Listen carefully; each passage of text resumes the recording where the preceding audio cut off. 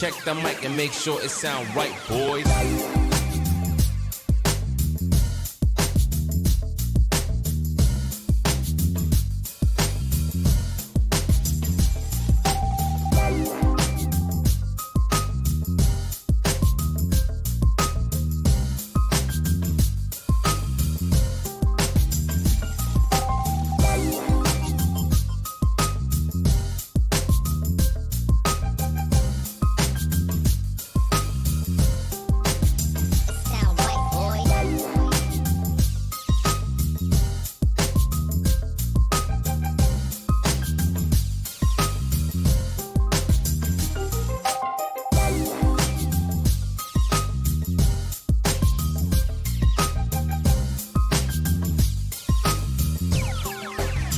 Sound right, boys.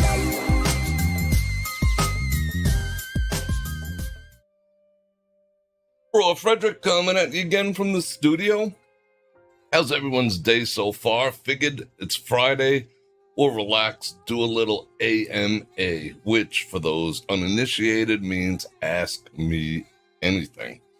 There's some rules, but we'll talk about that in a minute. So let's get into it real quick, and let's say hello to everyone first, because I enjoy saying hello to everyone. It's not to be excluding people who aren't in the chat, but if you do want me to say hello to you too, you do have to be a subscriber for a whole 15 minutes. So what do we got? 99 people on. That hurricane is going to be a doozy. All I've been hearing so far today is lightning. It rained for about 30 seconds where I'm at. Let me move this mic in a little closer. All right, how's about? Let's have a look at that. I want it all up in the grill piece. That way I can say hello to everyone. All right, that way I don't have to stretch, because I'm going to relax today, because I'm going to answer your questions, the burning questions in your minds. Can't wait to see what they are. Yeah, yes and no. I don't know. But it rained for about 10 minutes here today. Drizzled. I don't know what's going on. I heard some thunderstorms. Different parts of town, because we're in a valley surrounded by mountains, experienced different things. About 2 hours ago, I think there was a flash flood warning that, people's houses were going to get washed away. It beeped on the phone and everything. It was kind of trippy. I don't know what the weather's like by you, but that is the weather by me. It's kind of cool. If the sun comes out tomorrow, we'll pay for it with heavy-duty humidity. So let me say hello to Miss Google, Maria, let's see, N90, Venus, Marie Bella, Janice, the sky is black, Urban Auntie, let's see, Mary, who else is here? Stuart, Sony, Chris, Nat, and Frank. See, did you hear that? I think that was a piece of thunder right there. All right, Jim Wolf is in the house. All right, we got 125. Angry Swede, what's going on? Oh, and the thing I wanted to warn you about in advance, if I disappear off the internet right now, in Vegas, when it rains, even like a few pieces of rain here and there, sometimes the internet drops out, and sometimes we have a complete blackout. So if I disappear, I wasn't black bagged, I didn't want to not answer a question, that means the internet went down or my power went down. I do have battery backups on just about everything in the studio here, so it should last a couple seconds, but once the internet's dead, we dead. So we'll see how it goes, but it's so rare, but it does happen. If there's lightning out there, there is the chance that I could have a power failure in my area, just historically. So I'm just warning you in advance. Not anticipating it, not believing for it, but I hope it doesn't happen. Art Flowers, let's see. I want to say hello to everyone. Tom Mack, what's going on? All right, we got everyone here. It is warm. I'm wearing kind of a warm shirt, too. You dig it? Can you see it up close? It's kind of like I don't know how you describe it. Like a microfiber corduroy or something like that. I can't wait till the weather gets a little cooler, because I keep this room like an ice box. But everything you see in here, 1 light, 2 light, 3 light, 4 light, 5 light, 6 lights, and all this type of stuff, and the computers and the monitors and all that stuff, they just pump heat. If you were to put your hand behind this computer right here, it'd be like a hair dryer. So it doesn't matter. Once I shut the door to make it a little more soundproof, it gets warm in here. So I'm looking forward to this fall coming up. Thankfully, we're almost there, which is kind of unbelievable. Rory, how you doing? Jay Claiborne, what's going on? Sylvia, Angie. All right, everyone's here. Keith, Kyle, for the joy of Vegas, Edward S. Sean. I like saying hello to everyone. Doug Collins is in the house. Diane O. Nancy Palmer. I like seeing all those names and all those membership icons next to them. Anthony Wrench from the UK. Rod, what's happening? Spiraling out. You're spiraling out. That is awesome. It poured in Chinatown. I believe that. I mean, it just, isn't it weird how there's just like isolated pockets all over that do that? Dansky, haven't seen you in a while. What's going on? At least I haven't. Sherry. All right, I want to get through this quickly so you guys can ask questions. We have a solid... That's my other phone. I'll call you back. We have a solid, let's see, we're a couple minutes in. We got a solid hour and a half, easy. And I want to hear what you want to know about. Getting ready for a hurricane. I don't know if it's going to be a hurricane here in Vegas. I mean, I hope not, but you know. They always talk about monsoon season, although tomorrow night we are going to go live from the Strip because that's what I like to do on Saturday night. I don't want to be in the studio. I want to be out there with the peoples. I want to do all this stuff. So I'm looking forward to that. It'll probably be, it'll either be like 5:30 or 6 or 8 or 8:30, one or the other. I'm kind of digging the 8 or 8:30 because it's nighttime already, and I dig that too, even though it's been getting dark around 7:40 or whatever. But I like being out in the darkness too. Northwest Man. If I missed you, I do apologize, but everyone seems to be here. 100, well, not everyone, 125 people. That was an interesting conversation we had yesterday. I think a lot of people might have been surprised at, some people would say, so it was an interesting topic, the 50s wife versus the modern woman, and I didn't want to pose it in an adversarial way. I wanted to pose it in a, not even a juxtaposition, that was a $10 word.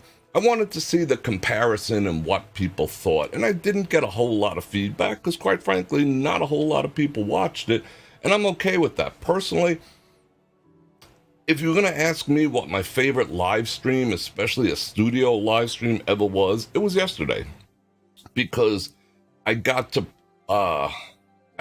deal with a heavy topic in a slightly lighthearted way, and Urban Andy for the umbrella fund for 10 Bananaramas. Thank you very much. I do appreciate that. I don't think I even own an umbrella. I might have a beat up one in the back of the car. I gotta go see.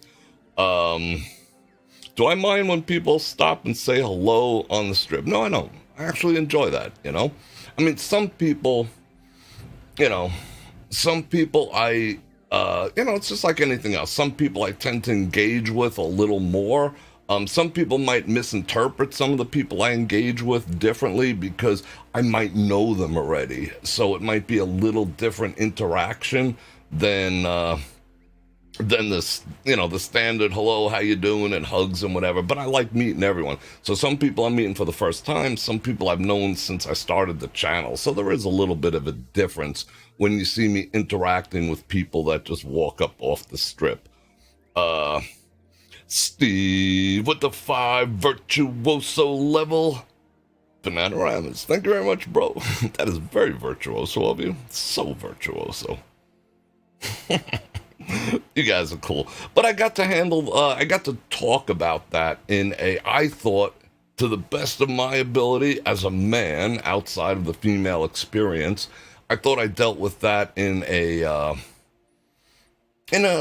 as fair and balanced as I could, injected a bunch of my own opinions in there, and for the most part, I think it was received as such. I think there was, there might have been a little butt hurt here and there for misinterpreting certain things. Why the heck am I getting a commercial already for All Clad? I actually own some All Clad. I think there might have been a slight little bit of that. Gifted membership from Janice. Who got it? The Angry Swede. That is freaking awesome. That was not my intention. I think if people watched it in a whole context, and that was a long video. I was cutting it up. Matter of fact, before you guys showed up, I was cutting it up into a separate video, and I'll put it up in about a week. That way, YouTube can go find another audience for it. Outside my existing audience, Venus with the 5 Bananaramas. Thank you very much for the iced coffee in advance tomorrow. I got my coffee over there. But as far as balanced as I could, I think there was a little bit of butt hurt. Because anything that I did say, other than how to be gay and interesting, could be... I'm surprised none of you commented on my gay and interesting take. Not one comment. Anyway, I digress. You take anything out of context and look at it as a singular statement outside of context. Might need a little freaking, preparation H for that. But, I think overall I handled that well. And I'm going to keep continuing to do that. I hope the audience grows for that type of conversation, which is mature, thoughtful, with a little, joking around and kidding involved. I dig it. It's what I enjoy doing. Like I said, if you're going to ask me what my favorite live stream was, I would say that one. But if you looked at the stats, not so much. Athena with the 5 Bananaramas. Thank you very much. You people are absolutely awesome. So, without any further ado, I hate saying that. Am I officially a YouTuber now? I think I just earned my YouTube stripes by saying without any further. Did you hear that? That was enormously loud. Did you guys hear that? Because like every YouTuber says without any further ado. So I think I just graduated. Oh my God. I'll try never to say that again. Just smack me in the head if I do that. But I want to get right into it. So before we do that, I'm going to have to first invite you to like, share, subscribe, and hit that bell button to get notified when I do this again, which is at least 5 times a week. And if you'd like to support the channel, you can do like these other fine folks. And thank you very much, Jay Claiborne, for the 2 Bananaramas. Celebrating the first... I'll celebrate... Wait, hold on. It says I can celebrate the first... How do I celebrate that super chat? How do I do it? It's giving me a button. It says celebrate your first super chat ever. Oh, I think it is. All right, cool. I like that. I dig that. That is absolutely awesome. So, if you'd like to support me like these fine folks, Super Chat's the way to go. I got the Cash App, I got the Venmo, I got all the stuff, and I got links in the description, and I got some stuff that people have been sending me that I know you'll be interested in, and between, us and the walls, people have been sending me some really shitty products too, and I think it'll be equally amusing to look at some shitty stuff that I don't want to sell you, because I can just go full bore freaking rag on this stuff because it is humorous. The stuff that shows up in the mail, they're like, hey, Bror Fredrik, you got to see this. This is the greatest thing since sliced bread. And it even shows up broken. It's just funny. Merry Christmas, because it might snow tonight, says Mark 1. So I appreciate it. All the links are down there, all the stuff. I want to get into it. So let's get into it right now.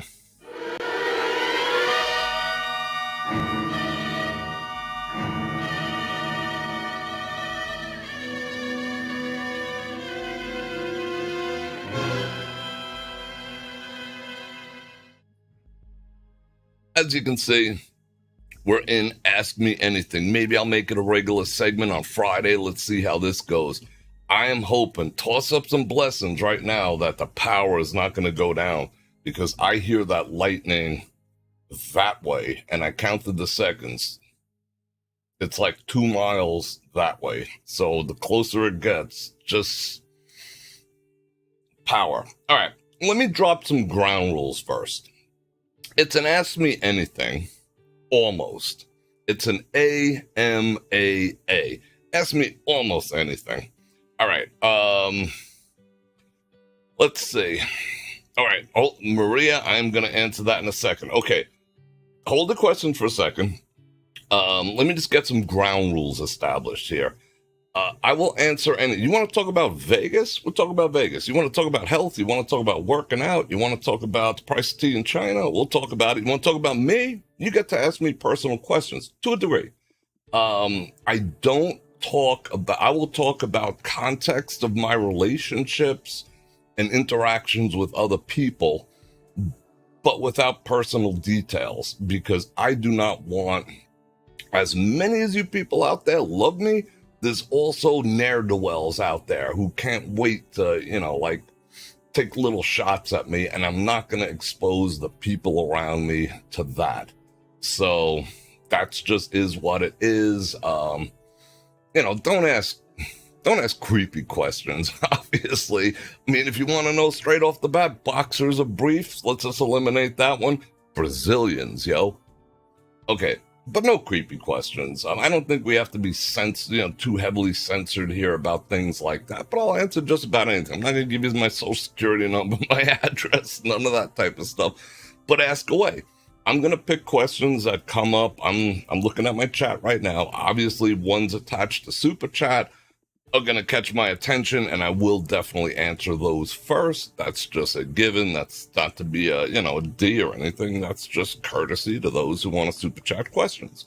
The other ones, if I miss your question, I apologize. I can't really apologize. I'm sorry I didn't get to your question. There's only so many questions I can answer. If I could rapid fire answer with a yes and a no and a quick question and move on to the next, I don't know how this is going to go. I don't know how quick you guys are going to ask questions.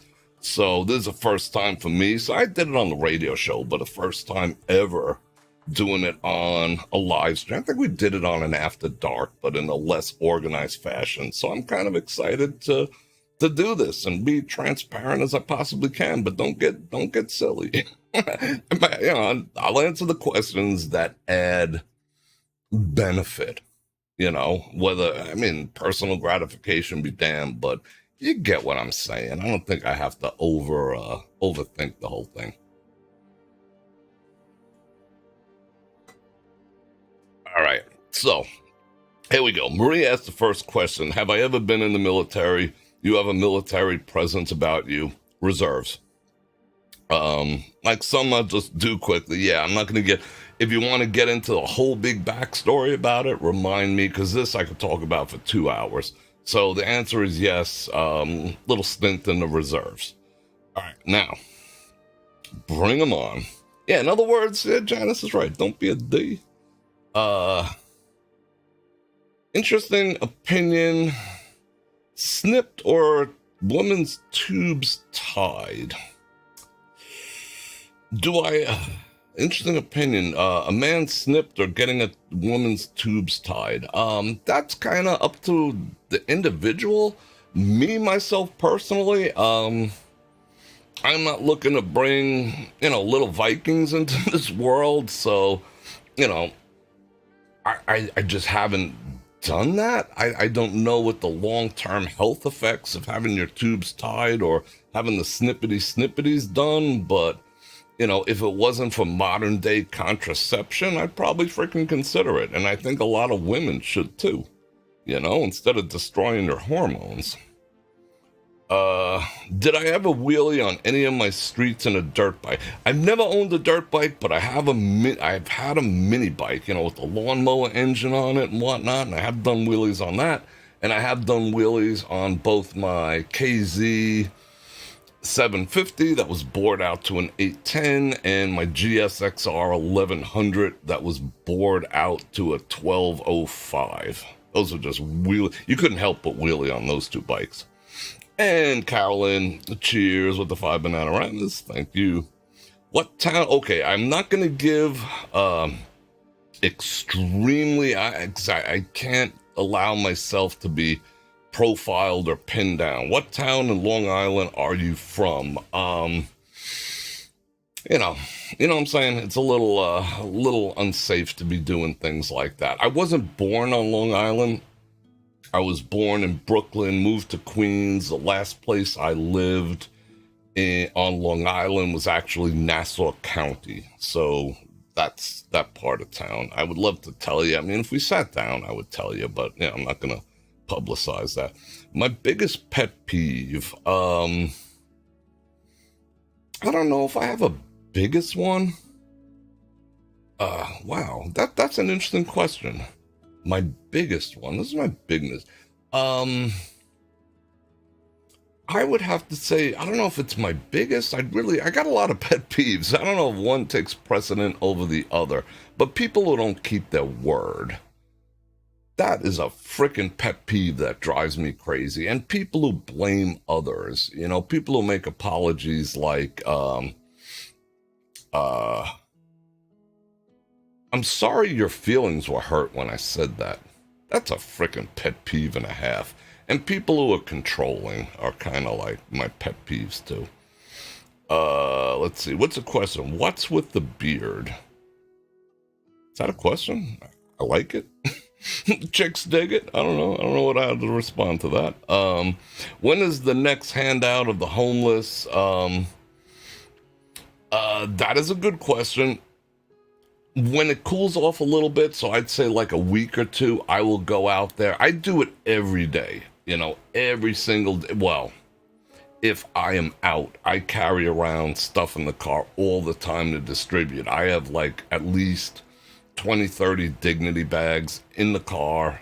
Actually, I take them from the trunk if I know I'm going to certain areas, and I put them on the passenger seat just to have them to be able to, give out. On the strip, I have not seen, like you've seen, people who actually want help like we used to. These people have been kind of violent and unhinged, and I'm not going to go approach them and ask them if they want toothbrushes, because most likely they would sharpen them on a curb and try to stab me with them. So, I haven't been doing that per se on the strip, which you've noticed too. Let's see. But me and Mark 1 are planning to do something as soon as it cools off a little bit on a little bit of a grander scale that will need a little bit of organization. But it's been kind of brutal, and, I don't want to have health issues running around, and doing it at night is a little bit tenuous as well. So, no, I wouldn't call it backburnered, but my front-facing public doing of the giving out, since it changed on the strip with who's actually there, who needs help, they don't even know they need help.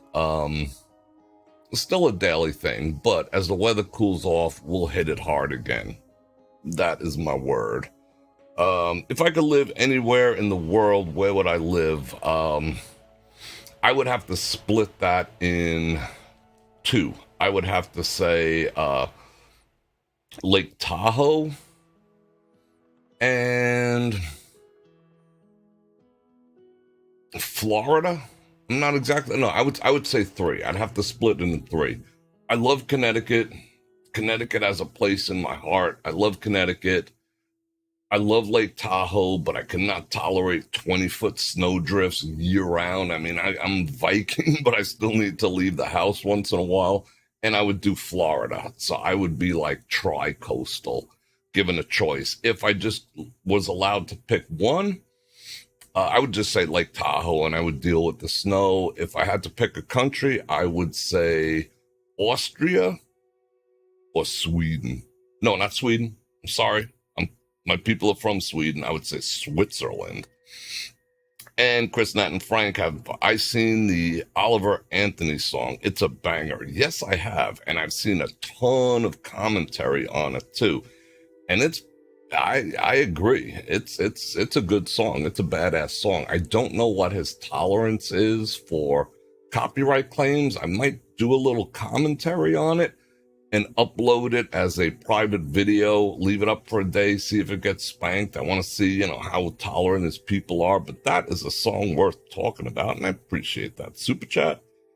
Let's see. Your parents live in Tahoe? I love Tahoe. What is my rationality or my nationality? My rationality is, I don't know. What is my rationality? My nationality is Swedish. Let's see. Swedish, a little bit of Norwegian, by way of Germany, and I was raised by Italians. Hence the always talking with my hands and all that other type of stuff. But I'm Nordic, basically I am like almost 100% Nordic. Mary says, Bror, wondering how you ended up in Dakota, unless that was in South Dakota.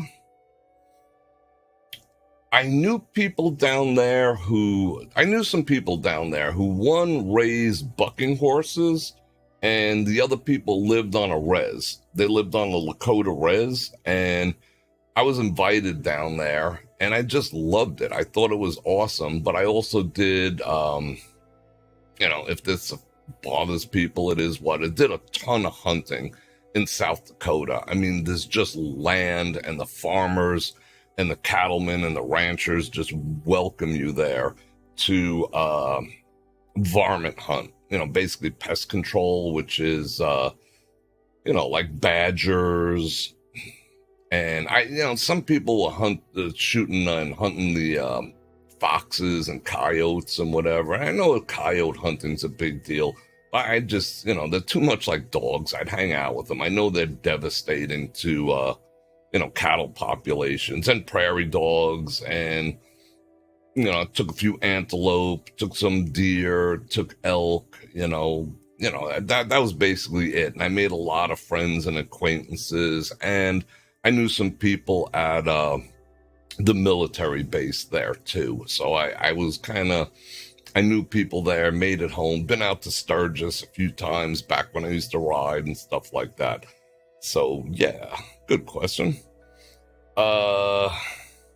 Let's see. Venus, thank you for the 2 Bananagramas, says, Jim wants to know how to get rid of man boobs. You're not gonna like it, but there's 2 things that'll get rid of man boobs. One is eliminating beer.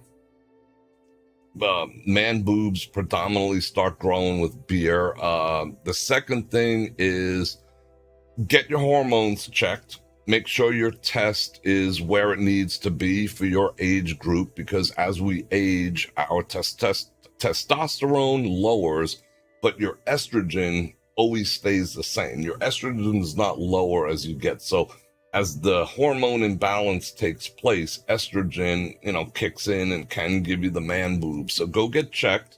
And if need be, get on the once a month shot or whatever. I mean, it's not like, bodybuilding steroids, but get balanced out. I would say beer, get your test checked, and get a little exercise regimen going, specifically upper body, if you can do some push-ups and things like that, which will also raise your testosterone. There's also things that naturally raise your testosterone, such as, I always talk about it, parsley and things like that. And I'll do a whole show on natural remedies. And there's also some over-the-counter things that I'll admit I take too, because I want my testosterone tweaked. I've been taking, natural test boosters since I was in my 20s. It's not just because I'm old and I want to keep it up. I've been taking test boosters my entire life, because mine's always kind of high anyway, but I want it like as high as possible. And especially as I age, I want it to, kind of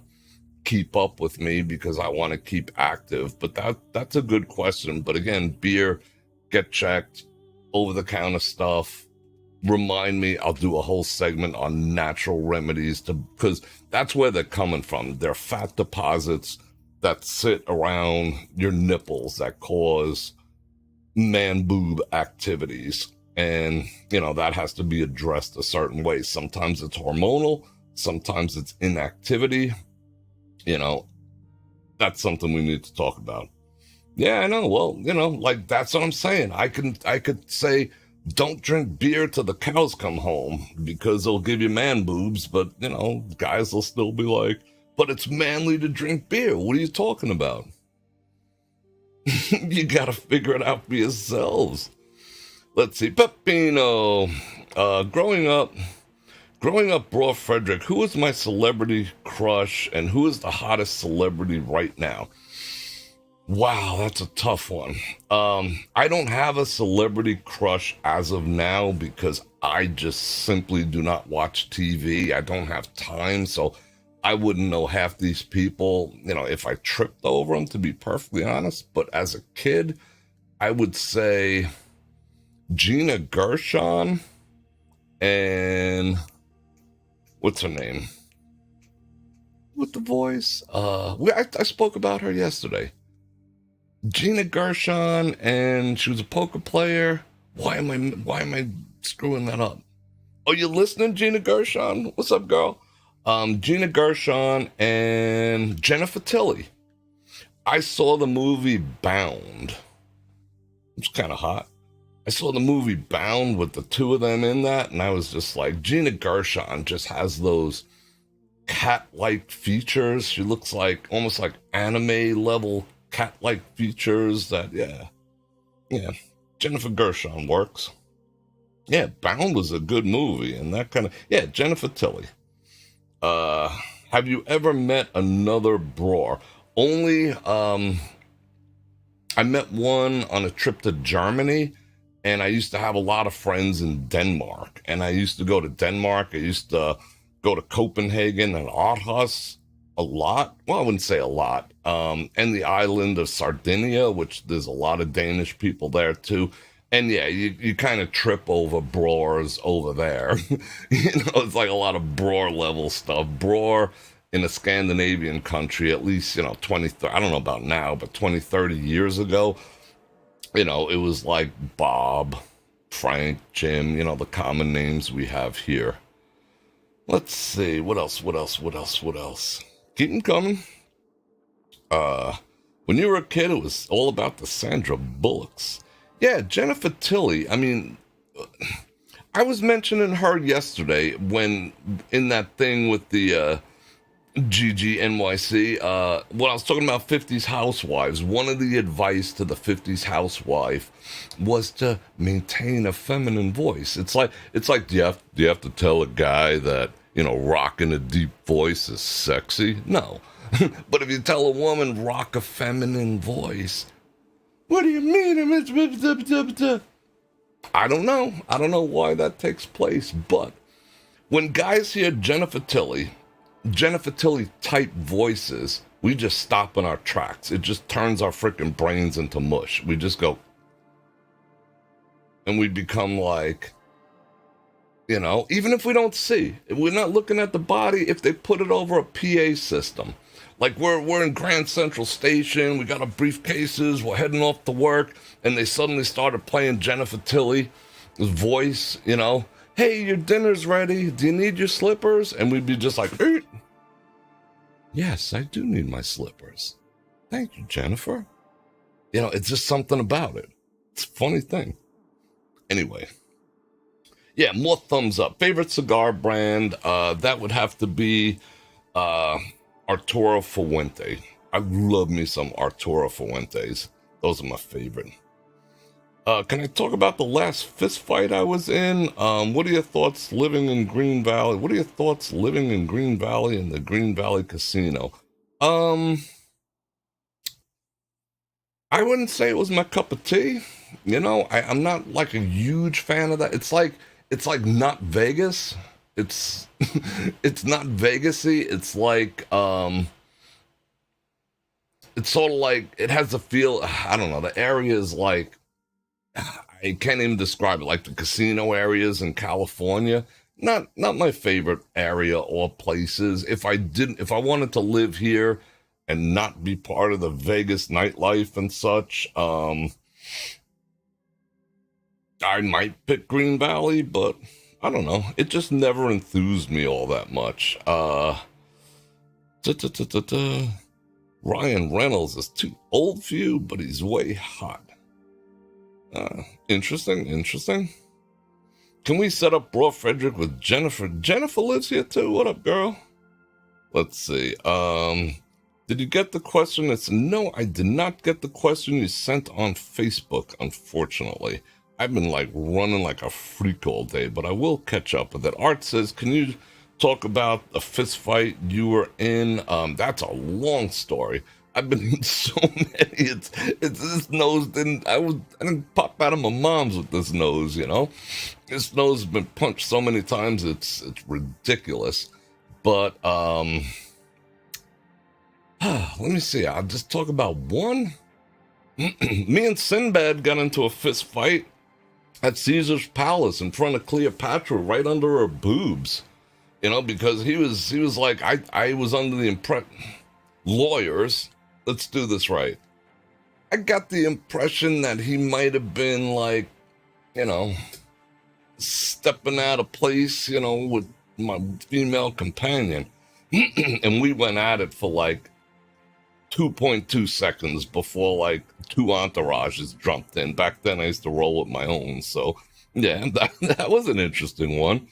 How did I get into Star Trek? I just kind of, I don't know. It just made so much sense to me as a child. I mean, I was a child when I was first influenced by Star Trek.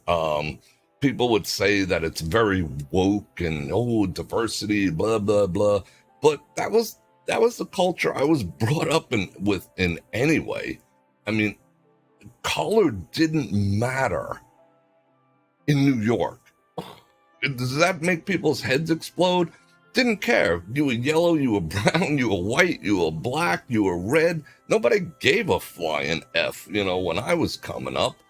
So I didn't really view Star Trek as being, you know, like so revolutionarily woke and whatever. But I did gravitate towards the idea that man could be better, and that man, if he wasn't on the hamster wheel trying to earn and trying to accumulate and all this other stuff, that he could devote himself and his life to the betterment of society and the people around him as a whole.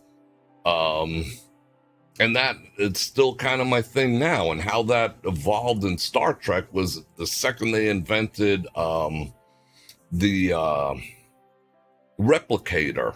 You know what that, if they invent a replicator where you can just go, bam, you got one of these, bam, you got one of those, bam, you got a pair of shoes, bam, you got some new shirts, bam, you got water, bam, you got this, bam, you got that. Life changes forever for everyone. There's no more poverty. There's no more 9-to-5 hustle when all your freaking needs are met, and you can just focus on life and love and living and growing and experience and helping others. And that just, you know, always intrigued me. And Captain Kirk got all the chicks, you know, and I wanted them too. How many cameras do I have? Professional cameras, I have 6. 2 of them are video cameras. One of them you're looking at right now. That's why the quality here is 10 times better than the quality here. You notice that? Because that camera is a decent, you know, good camera. This camera is about almost $10,000. That's an ENG camera right there with a Leica lens and all the rest of that. And I have a bunch of webcams and stuff, but I pared down my gear tremendously. Let's see, let's keep it going. Come on. Bernadette Peters was fun too, especially in The Jerk, you know, with the hot biker chick and her, and there's an interesting dynamic taking place there. All right, keep them questions coming. You own Stevie Nicks a beer? What's up with that? Would you like to go back to the Rat Pack years in Vegas? All right, that's a good question, Ted. I would not like to go back to the Rat Pack era, simply because air conditioning sucked. You know, that level of partying and respect and showmanship and things like that, the level of class. You look at all those pictures and everyone had a suit on. All the women were dressed. They had a respect. I mean, people used to dress to get on airplanes too, you know. That I would take. I just wouldn't want to be without the modern conveniences. One, however, is not the internet. I could care less about that. But things like, you know, air conditioning and, you know, fast elevators, yeah, I mean, there's something to be said for that. That level of class and the 90s here in Vegas were, to me, in my opinion, the best era of Vegas, the best era that Vegas saw, because the town wasn't as anal. Like, I can't really speak on the 80s because I wasn't here per se. 2000s, I was here off and on or whatever, and that's when it got like extremely corporate. Now, if you yell at a craps table, security comes. I mean, we used to be like, oh, let's head over to craps. Someone's got a good hand going, like people used to like roll by in limos going, Vegas, baby. Like it was a party atmosphere all the time, and everyone was included, and somehow, some way, people weren't like shooting each other and acting stupid, and security wasn't trying to thwart the excitement of it. So I would say 90s environment with some Rat Pack class would be my perfect Vegas. Indeed. But I remember the changing point. There was one New Year's Eve in Vegas when people acted a complete fool. That's when you could just, we used to go from like one casino to another with scotch glasses in the 90s with our pinkies out. And that was considered normal. Nobody was out there acting stupid. And then one New Year's Eve, people climbed all over the lights. They climbed all over the statues at Caesars. People were falling off the frickin' street lights, breaking statues, smashing this. And I was like, what the heck? And the town has never been the same since that event. I don't know what it was about that New Year's Eve, what the element was or the vibe, but that changed the town forever. And not just on New Year's Eve. That's when the town went into like defensive mode. Hey, you're having too much fun over there. Calm it down a bit. You hear people getting obnoxious in town now, but you don't hear them getting enthusiastic, because it's like, security might ask me to leave if I yell Vegas, baby. It's a different head now. But yeah. All right, let's keep it moving. 90s, right? 90s were just badass. Janice, what type of martial arts did I practice? The one that I specialized in and went all the way to the end, becoming a disciple, doing the iron palm, the whole bit was Hungar Kyun.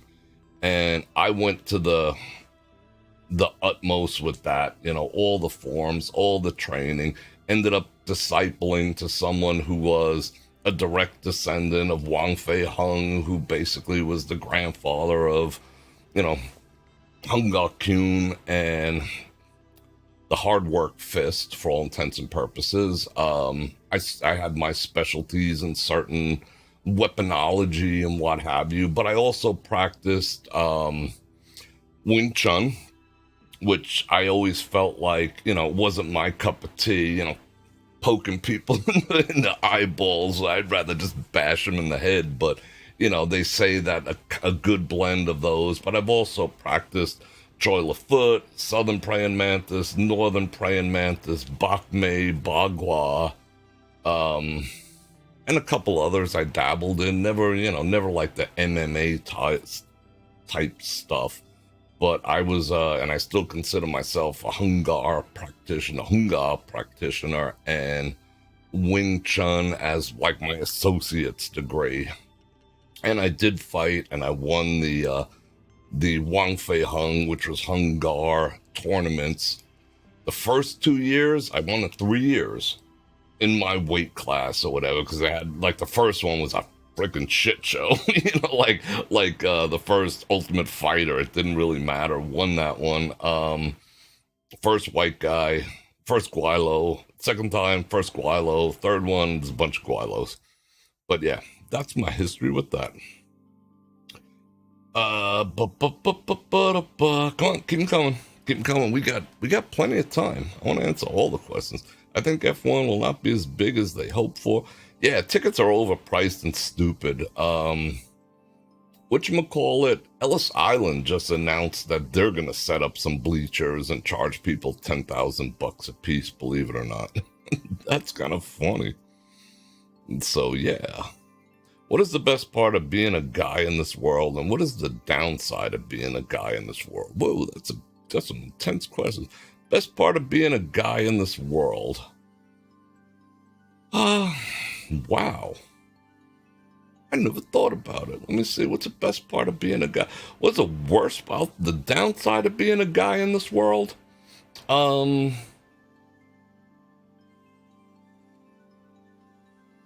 Feminism? We're the enemy? I mean, that's the worst part of being a guy in this world, to be perfectly honest. Right now, the climate and atmosphere and temperature for a man who's, I hate to use the word manly, but yeah, who's not compliant, we're started with toxic and all this other bullshit. But, if certain people in this world had their way, we'd be an endangered species. Meanwhile, I mean, it's the truth. Men built this world, but now we're being told, we're not necessary anymore. That's a pretty bad downside. The loneliness that men experience now. I mean, not myself personally, but, with everyone out there, all the women are out there. I don't need no man. I don't need no man until I need a man. It kind of sucks, being a man, like not being able to be yourself, having to like be compliant to the things that are going around. I mean, I'm like the least compliant, but I still ruffle feathers just for being myself, just for being just for being a dude. It's not acceptable anymore. It's an odd time to be a man right now. Like, we come out of the womb with a high level of expectancy. You better earn a lot of money, or otherwise you're not going to get any women. You better do this or that. You gotta do this. You gotta do that. You gotta do this. You gotta do this. You gotta do that. You gotta do this. You gotta do that. You gotta do this. And we don't need you. It's a freaking weird time to be a dude on this planet, It honestly is, but we still make it go around. The women aren't cleaning the sewers. The women aren't tossing roofs up and building skyscrapers. Oh yeah, there's one or two out there. But, we're providing the world, so we're providing the comforts of the world and being shit on at the same time. It's an odd time to be a man, God forbid you stand up for yourself. You guys saw what happened to me for standing up for myself a couple months ago, for having an opinion. God forbid. How toxic. Until you need us. What is the best part of being a man? The opposite of everything I said. The opposite of everything I said. To just know that you can take care of yourself, that you can take care of the people around you, that you can provide, that you can be strong, and despite everything I just said, still persevere and still be a motivation and inspiration to others, which I hope I am. All right, let's see. I refuse to be unnecessary. Places that I've lived before. Lived in, New York, all over Long Island, most of the boroughs except for Staten Island. Lived in Connecticut a bit, lived in California for quite a few years, lived in Nevada off and on for many years, lived in Florida off and on for many years. Once I left New York, I sort of drifted. I would like to go back to New York, but to buy back the house that I sold for a pretty penny would cost me, I just couldn't. I don't think I could afford it in my lifetime. I mean, it is like 7 times what I sold it for, and I profited pretty damn good off it. So going back to New York, I don't know. And things change. Land of the dinosaurs, but I love the food and all the rest of that stuff. But ever since I left New York, I've been just kind of drifting around places that have no federal tax. except for California and Connecticut. I mean, no state tax. Connecticut was hard, and California was no picnic either. Name one of my favorite photographs you captured or took, and or what it was. What is my favorite song? Oh, wait, hold on. Let me catch up. Favorite ice cream flavor is rum raisin. Name one favorite photograph you captured, and who was it of? I don't know if I have one, but I would say the most memorable. I don't know about favorite photo, but I'll thank you for the 10 bananas, Donna. The most memorable experience I had was photographing, oh shoot. Oh, see, I'm on the spot now. She had a show here in town. I will remember who before this is done. She used to show like when men are from Mars and women are from Venus. I will find that picture. But I had an experience.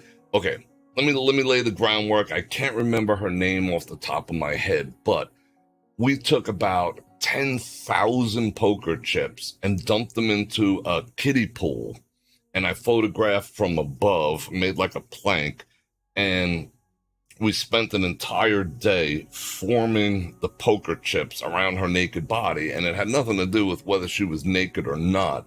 But that was, you wouldn't believe how strategic and how challenging it was to make a bikini out of poker chips that flowed from the pool as though they were water, and she ended up using it for her show. Rita Rutledge. Is that the right name? Rita? I think it was Rita Rutledge. I'll find that picture one of the days.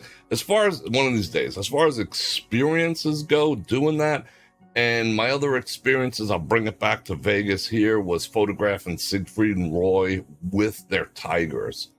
That was an experience because tigers look all fun and games, except when they're standing next to you. And you know that dude holding the leash is almost meaningless. And I'm just like, and I love animals, and I'd befriend a hyena, you know? But it was kind of intense being next to something that was, and, you know, we saw the outcome of that. That's just like, looking at you like, you look cool, but you look tasty, you know, at the same time. That was intense. And believe it or not, those were cool guys. And the biggest questions I've ever got asked about photographing Siegfried and Roy was about their sexuality. And I was just like, it never dawned on me to ask. We were just having a good time, you know, whatever. But, do you think the WinCore will go adult only? Yeah, I would say so. Yeah, Rita Rutner. Okay, I was correct. Yeah, Rita Rutner. I forgot the name of her show, but it was like a twist on, you know, men are from Mars, women are from Venus, or whatever it is. She talked about like stuff that I like to talk about, the dynamics of relationships. I love talking about the dynamics of relationships. I don't know why, because I think people need to hear stuff. What is my favorite dessert? Definitely ice cream. No, ice cream. Okay. I love dark chocolate, and I love eating ice cream with pretzels. You ever do that? With salty ass thick pretzels. Instead of a spoon, where you go into the ice cream with a pretzel, and you like suck it off the pretzel until it gets dissolved, and then you finally have to bite that piece and go back in. Use a big old hard pretzel, as a spoon with the salt on it. I would just eat that right from the container. I'm not gonna lie. Let's see. Rita Rutner. What was the first movie? The first movie I saw in a theater was Rocky. Shit,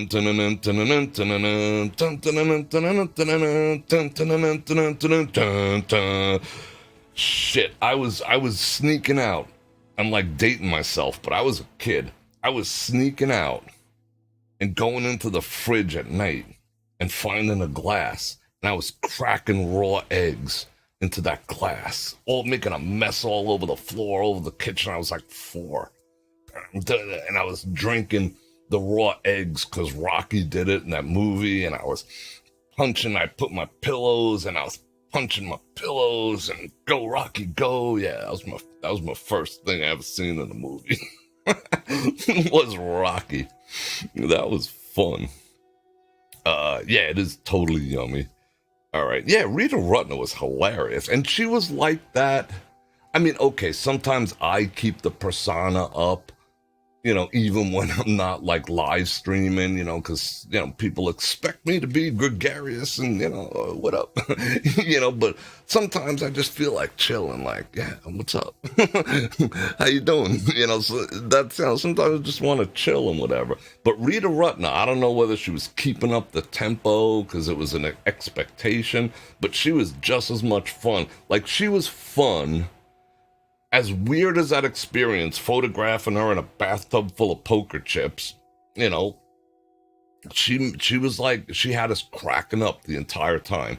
Like, she would take digs at people, like she was one of those type of comics where, like she would tease, but you wouldn't get butthurt about it, like she had such a way about presenting something that you just couldn't refute it, she'd just be like, she'd say something and you would just have to laugh at yourself or laugh at the other person because she had like a charming, disarming manner about keeping it real with people. And that's something I attempt to do, but I probably failed pretty hard. I don't know. What are my thoughts now, not on the history of the LA train, all the permits issued? Sleepy frickin' Joe, what is he gonna do? I doubt it's going to be built, I doubt it's going to be built. I think that's the train going out to LA. I think that's probably going to, it's going to go for approval. It'll probably die on the vine like every other attempt they've ever done. And that money will probably get laundered into oblivion, because his administration will be up. And who's ever coming in is just going to put the ixnay on giving $2.2 billion to make it convenient to go to Vegas and gamble. That's just my opinion. I don't know. Let's see. Tom Mac, Beatles or Stones? Ooh, that's a tough one. I was listening to both today, which is odd, but I'd have to say, that's a tough one. That's almost like Ginger and Marianne level. That's like Jennifer Tilly or Gina Gershon, but I'd still pick Gina Gershon. Beatles or Stones? I'd have to go with the Stones. If I was Desert Island, had to choose one, I would go with the Stones. Yeah, Joan Rivers was pretty funny too. I like the Beatles, however, and I was listening to both. My favorite song of all time, I don't generally think I have one.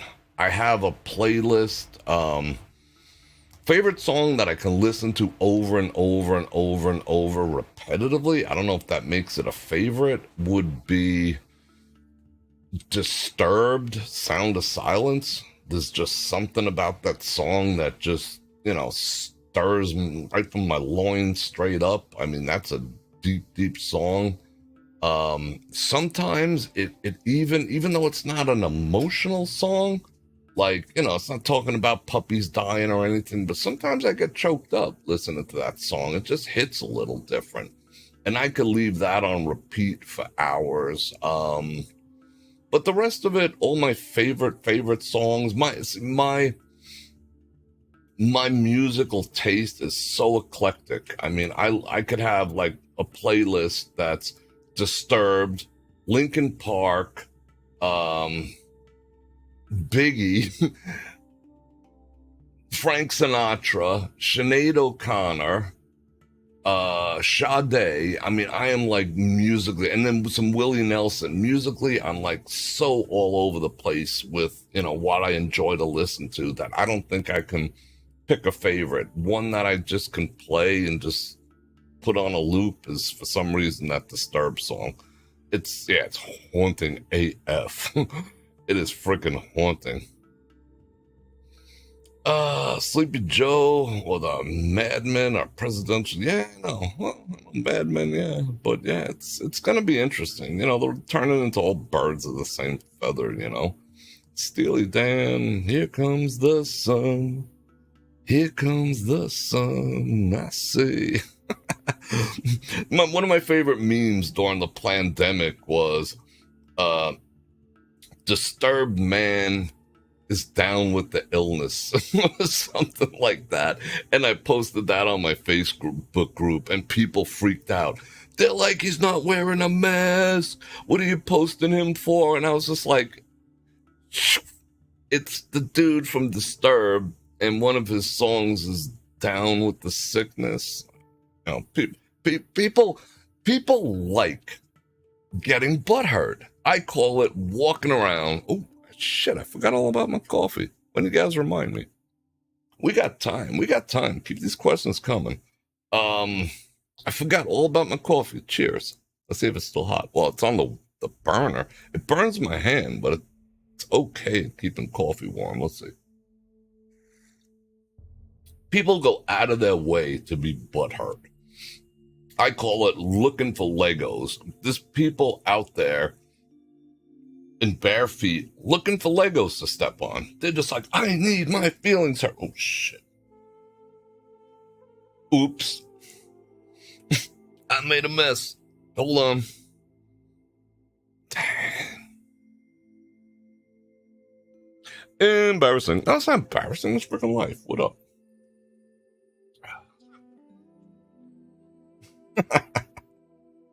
All right, I gotta hold on a second.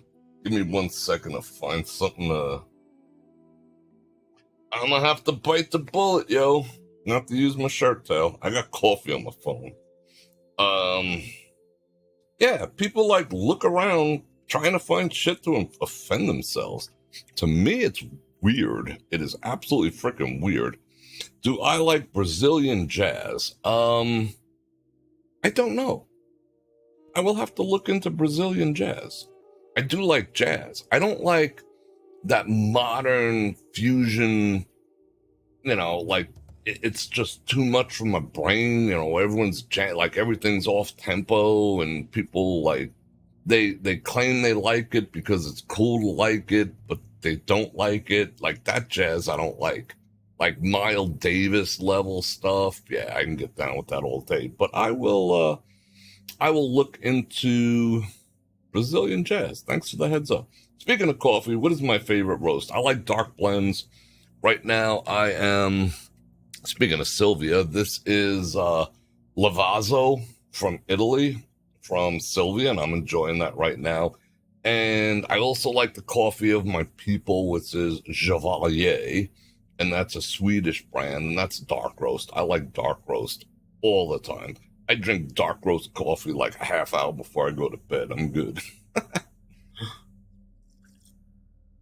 What was my craziest date? Thunder's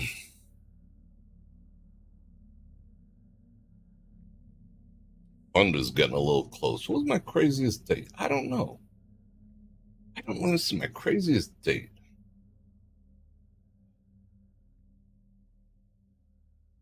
All right, I want to be honest.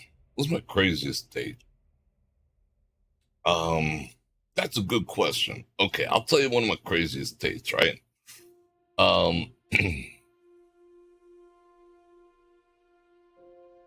Met a girl, hung out. She's like, hey, well, we got home kind of early. Why don't you come inside, right? Came inside. Mom's is there. We're hanging out. Put on the TV, yada, yada, yada. Girl goes to bed. Me and her moms ended up dating. What up? Me and her moms hit it off better than me and her. Go figure. That was kind of crazy when the daughter woke up the next morning. That was kind of crazy. That's all I'm going to say about that. Can't believe I even told you that. All right. Let's see. Bro, are you feeling more comfortable with people approaching you during live streams? You just feel weird when they know you. Yeah, I'm fairly comfortable about it. I mean, I had some weird instances with people approaching me. So, like sometimes my guard is up. When people approach me during live streams, I don't know what their expectation is, but,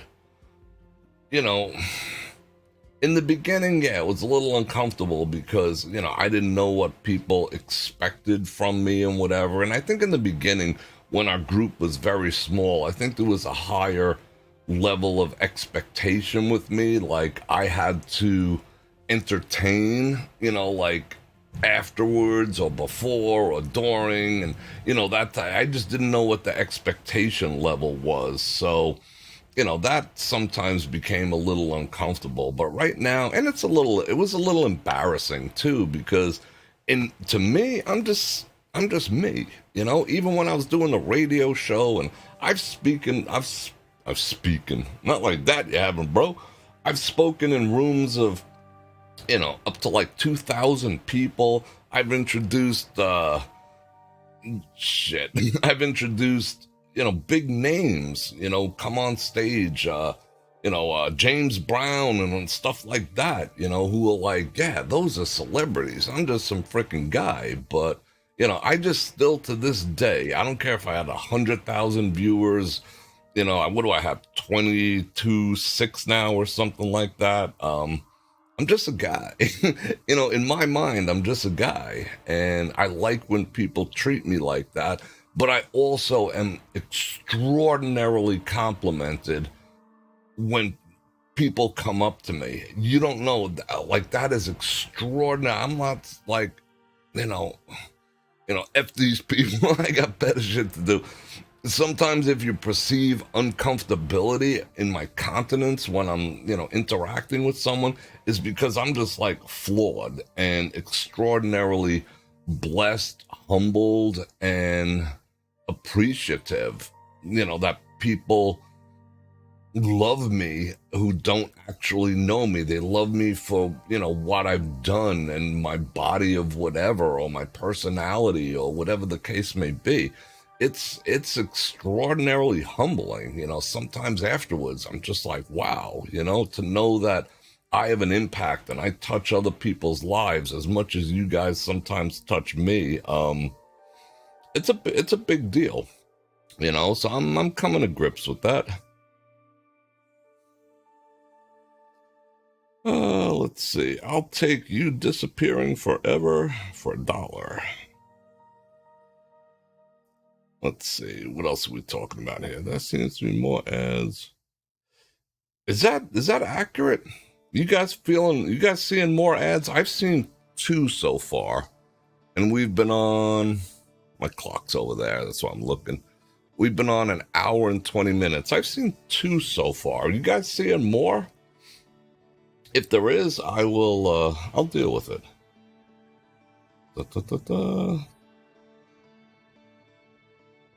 You've had 3? Okay, well, let me know. I'll just pull the plug on whatever that is. I mean, I said I was gonna run like 0. Well, I ran 0 for the members only live stream, which we have another one coming up on Sunday. So if you're a member, look out for the notification that we'll be doing a members only live stream. So yeah, but they're not supposed to be hammering them here. But at the same time, I still, you're getting an ad every 7 minutes. That's bizarre. You've had 5 ads already? That's weird. That's odd. I will look into that. It's not supposed to be that. I think I currently have it set for top and bottom of the hour, so it should only be kicking off at like 7 and 7:30 or whatever it is. But I'll look into that.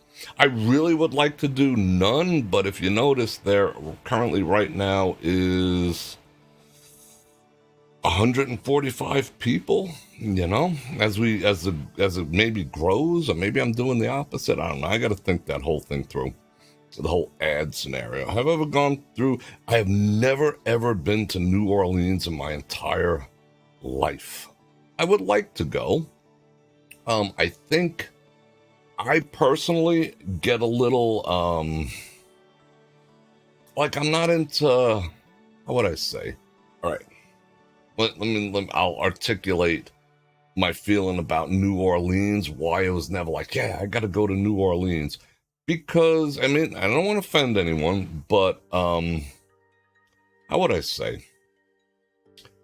The occult and voodoo and all the voodoo that you do and all that type of stuff and the skulls and all that stuff. And it's might be a, a prejudice on my part, because when I watch TV and something's from New Orleans, it's always like sweaty and voodoo dolls and, skulls and, stuff like that. The occult, it always has to do with the occult and back alleys and, dirty deals and done dirt cheap. And, there's always like that stigma attached, like the dirty South type of thing, along with the occult aspect of New Orleans. And that's for some reason stuck in my head. So it's not like really high on my list. I didn't want no one making a voodoo doll of me and like sticking pins. I know that's probably a prejudice against an entire city, but I'd probably go there one day, throw some beads and whatnot. Nice boobies, woo, throw some beads at people. But yeah, when is my birthday? I cannot say. I mean, that's like, I might as well just say my social security number while I'm at it, so I'm not going to do that. But you can free to ask anything else. Let's see. Just seeing the strip during the shutdown was comforting. Like seeing the... Yeah, I agree 100%. Let's see. New Orleans, I guess, I don't know. What is my favorite type of photograph to take? I like landscapes. I like taking, don't get it twisted. I like taking pictures of women with a specific style called obscura. That's my favorite way to photograph, because I don't believe in that a woman needs to show off all her stuff in order to be sexy. So just because I was a boudoir photographer for many years doesn't mean like I relished, that wasn't my thing, I would hide. I would show just enough and keep. Obscura means what's obscured in the shadows. I would let the shadows hide and make you curious, because I always found that, the shadows and the things you don't see are even more sexy than the things you do. But now everything's on display and all the rest of that stuff. Don't objectify me. And like me and my friends sometimes joke, hey, don't objectify me. I don't have to. You're doing a fine job on your own, I don't like that. I don't like the, how everything's just on display, nothing to the imagination anymore. Like what did Marilyn Monroe used to say, tight enough to know you're a woman, loose enough to know you're a lady. That went over everyone's head. But yeah, I like obscura, dark light, contrast. And I love photographing mountains and wildlife. I really do. I gotta show you, I really gotta sit down and show you, like, I got so many thousands of pictures on my hard drives. I should bust with them one of these days and show you. Yeah, I should show everyone my body of work. That'd be kind of cool. Let me see. My son loves you. He met you at the arcade at Toy. Really? All right, that's awesome. Oh, Franklin, was that? I remember. All right, cool. Well, I love you guys too. You haven't lived until you've gotten drunk on Bourbon Street. Interview with a vampire. I'm checking out all your comments. Who put the bop in the bop shubop? Put the bop in the bop shubop. Shubop, shubop. What is my favorite thing to eat? Okay. Left to my own devices, I mean, I love, eating fine steaks and whatnot, but I had to toss one on the grill. I'd toss one on a frickin' iron and eat one. I don't care. I don't care where it comes from. I'm a carnivore through and through. My favorite food to eat, I mean, I hate to say it, but okay, my three favorite foods on earth are things that is so hard for me to eat because I'm Monsanto free, aka gluten free, but I could exist on pizza, ice cream, and chicken cutlets. Chicken cutlets, nicely thin sliced breasts of chicken, breaded, double breaded with egg and a nice good crumbs with the Parmesan in there, seasoned right and just fried. Psh. I could live on those three things. Unfortunately, it's very hard to replicate good chicken cutlets with gluten-free breadcrumbs, so that's like a rarity for me. And pizza, even though I make a really good gluten-free pizza, it's not like sitting down at, a pizza shop in New York and, having to sit like this because it's dripping on the floor with all that delicious grease and the dough and all that. But those three things, I'm not hard to please, but those three things, outside of being a straight up carnivore eating meat, pizza, ice cream, chicken cutlets. Let's see. The smell of Bourbon Street. What does Bourbon Street smell like? Smell like bourbon? Does it smell like? What does it smell like? Ba ba ba ba ba. You went to New Orleans? Yeah, I remember you going to New Orleans. Yeah, I remember that. I gotta check that. Clouds moving in. Yeah, something's gonna happen soon. Do I like a photo presentation? Would be fun. I will set aside a day and we'll go through a ton of photo. I mean, there's a NAS drive, a storage drive on the other side of that monitor that probably has 20,000, 30,000 photographs on there. So yeah. Let's see. Do I like? Yes, I do like macro and micro photography. I have some of that too. I used to do things on Facebook when I was trying to be Facebook dude. I used to do macro photography of weird stuff and post it on Facebook and ask people what it was. I mean, I would take hyper magnified images of broccoli, which doesn't look like broccoli magnified. I love doing, or bugs eyeballs and stuff like that. That's fun. Ansel Adams, I do happen to like very much. I mean, I do like the sparseness and the simplicity of some of his photographs. Definitely.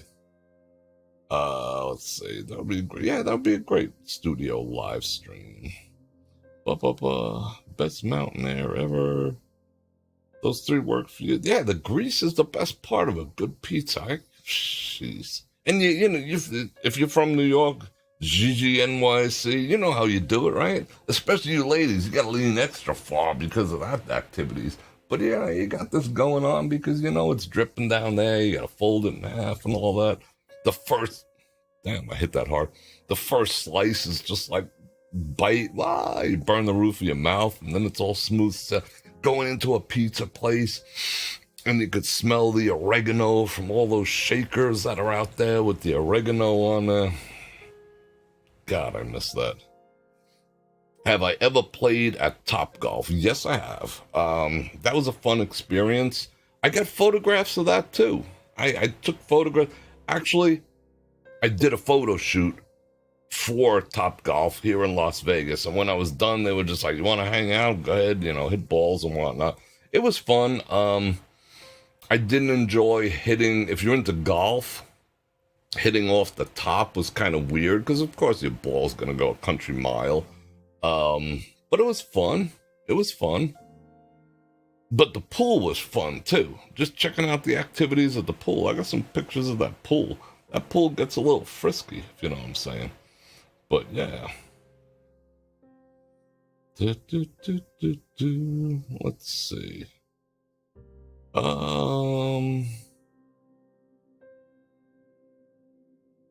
Do I have a favorite coin spitter machine? I would say Double Diamonds Deluxe. That's my favorite coin spitter machine. Do I have a good gluten-free crust recipe? Yes, I do. One day, see, I want to gauge how this is going. What do we got?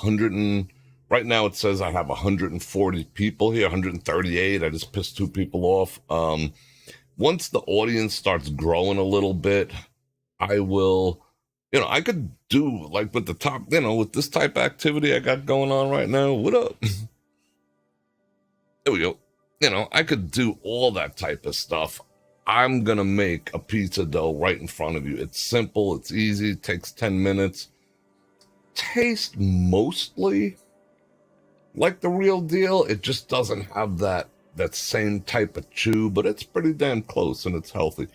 I am gluten-free, which I call Monsanto-free, Adam. But I will do that, as I, hopefully as these become more popular, I will do stuff like that. Gluten-free, I call it Monsanto-free. I always say, if you have a choice, don't go gluten-free for the hell of it. I had a slight misdiagnosis of something going on, and they're like, oh, that's celiac. Turned out not to be celiac. But once I went gluten-free, it was too freaking late, because once you go gluten-free, there is no turning back. I mean, to get back onto gluten, Monsanto, celiac and the effects of Monsanto are like they mirror each other perfectly, so I'm going to call it Monsanto.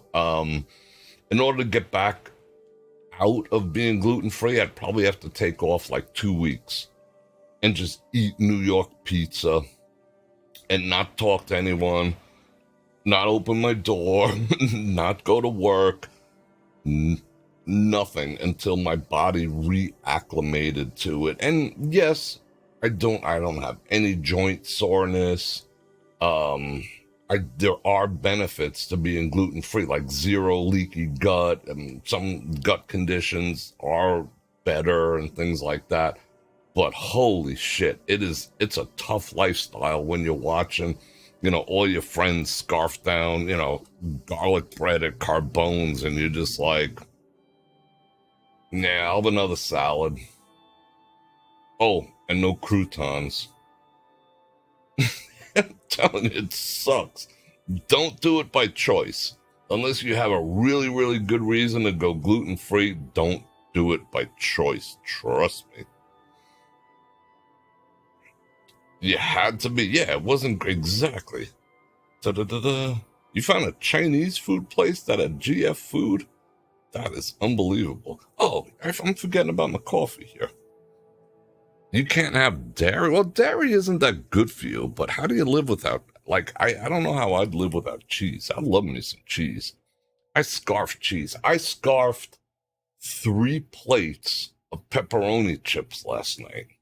I got to show people what they look like. I should have made them, if I wasn't rushing to, get settled in and do this, I would have been, I'm going to eat in front of you guys eventually. Just telling you, it's coming. I'm going to eat in front of you because it's fun, I mean, you might hear I don't know how this mic's going to pick up food or not. I notice when I'm putting together the videos afterwards, you can hear me. That isn't, I'm not it's almost like a tick. I got a little something going on that I do that every once in a while. You can hear that loud and clear on this microphone, which is kind of surprising. I don't know if you guys noticed I do that, other than when this microphone is 2 feet from my face, but I just am who I am.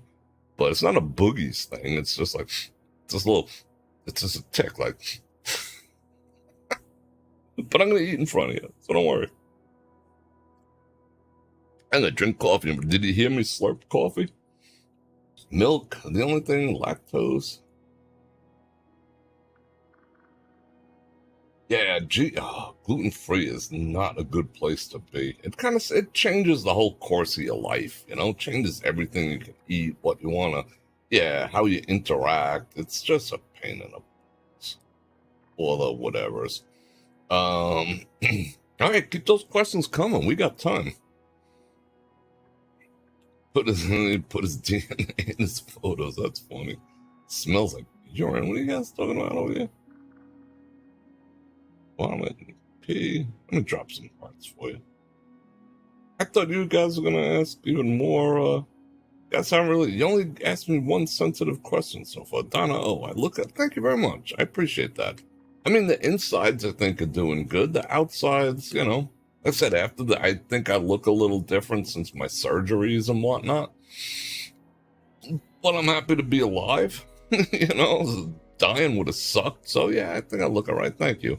Can't wait to get the shoulder fixed. I mean, it was, you know, weighs on me that I'm not in the gym because of an injury, which is so freaking weird. I'll be honest.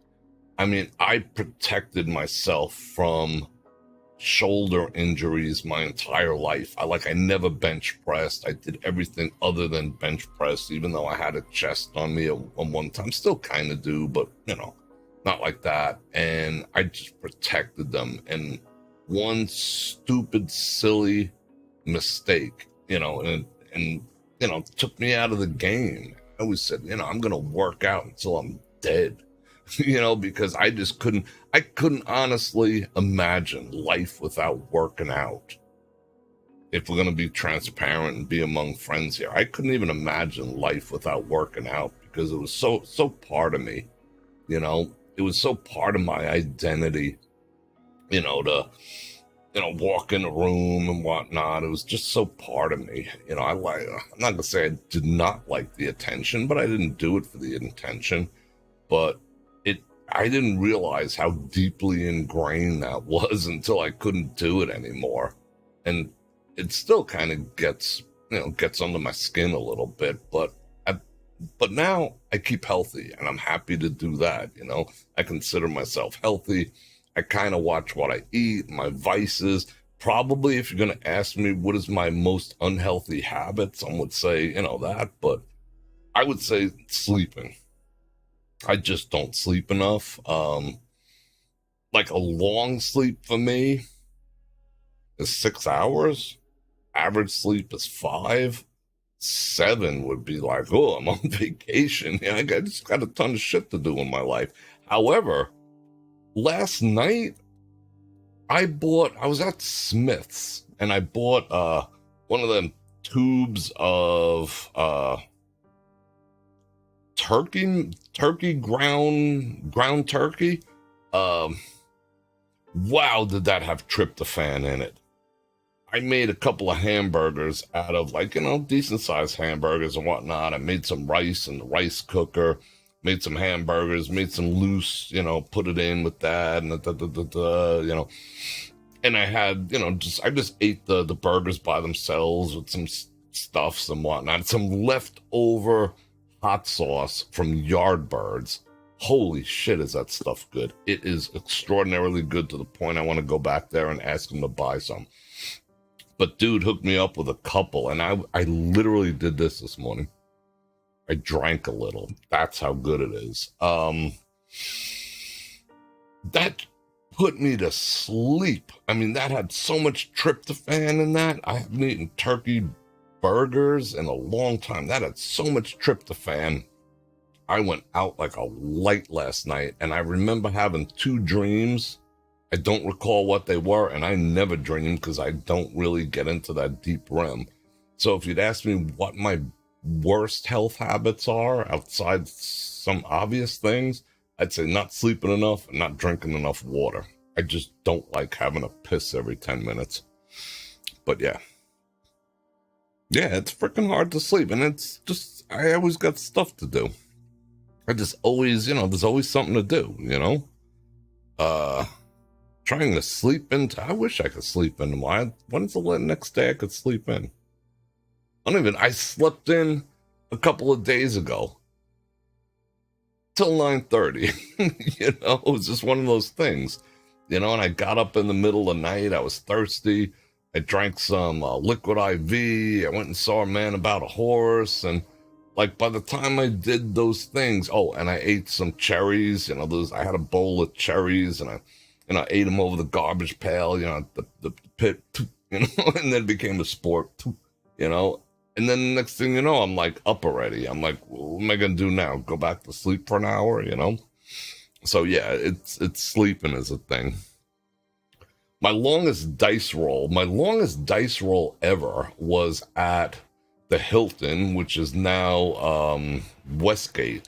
I made 18 points at the Hilton. People were going bonkers. I made 18 passes and hit a shitload of numbers in between, and I held the dice for, it wasn't that long. It was about 40 minutes, 45 minutes, maybe somewhere between 45 minutes and 50 to an hour. But it could have been a lot quicker, but everyone was making money. So in between everything, there was so many payouts going on that it took forever. In the grand scheme of things, if that wasn't happening, but I'm glad it was. But I made 18 passes, and didn't hit any devils on the come out, so people were leaving their shit on. They were just like, this guy doesn't even know how to roll a 7. You can't say 7 at a craps table. You got to call it the devil or red. Never hit the red until the very end, and everyone made money, including myself. And you know what I did too?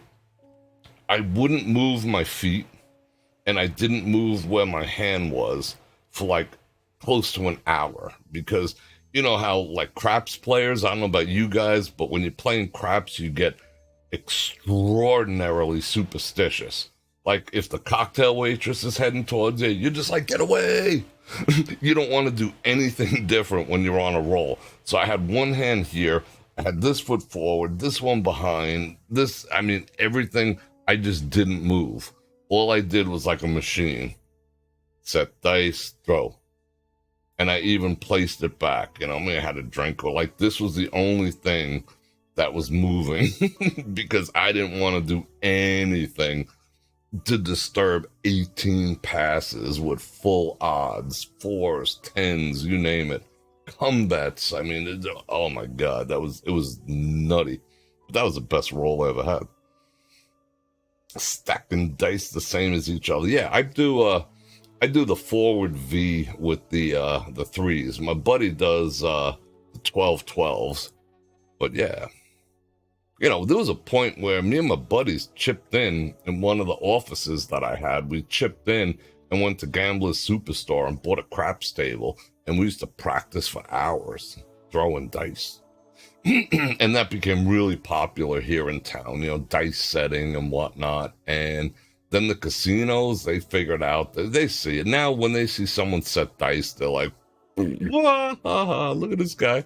But back then it was a deal. Now people set dice and then they throw them as hard as they can. It's like, why bother setting them? But it looks cool, looks cool. But we used to set dice, and I knew people who could like predictably hit numbers and whatnot. And then what did all the casinos do? They went and changed the underneath the felt. They went from 3/4 plywood to like 1/2 inch, and in some cases 3/8 plywood. That way it would bounce, and to further randomize. That was the property's weapons against everyone learning how to throw dice properly. So yeah, let's see. All right, keep them questions coming. You got 38 at Paris. Dang, that is freaking nuts. All right, keep them going. Does it on regular all ver? Does it on regular all verify? What are you guys talking about? Let me see. There is a girl in Anakin who slept like 7 days straight. Really? 7 days straight? I couldn't even imagine that. Maybe less coffee before bed. I take pride in the fact that I could fall asleep face forward in a cup of coffee. Maybe it is the coffee. I don't know. I just have tons of shit to do, but I do drink I drink a lot of coffee. Don't even bullshit as Bror Fredrik. You just straight up drink a lot of coffee. Yeah, I do. What up? But I'm so kind and considerate to my fellow human beings that I also carry mouthwash. Because I know sometimes, after 5 cups of coffee, your breath ain't smelling too pretty, so I rock that. Sometimes when I'm walking out there in the street, and getting back to meeting people, in Vegas and whatnot, sometimes if I'm not anticipating meeting someone who just had, hey, Bror Fredrik, long time viewer, first time, whatever. Sometimes I'm like, damn, I just drank like 2 Americanos over at freaking Bellagio. They're gonna, and I get conscious that people might smell my breath and whatnot. So I just made that a habit to the best of my ability. Weird, right? Yeah, I need caffeine.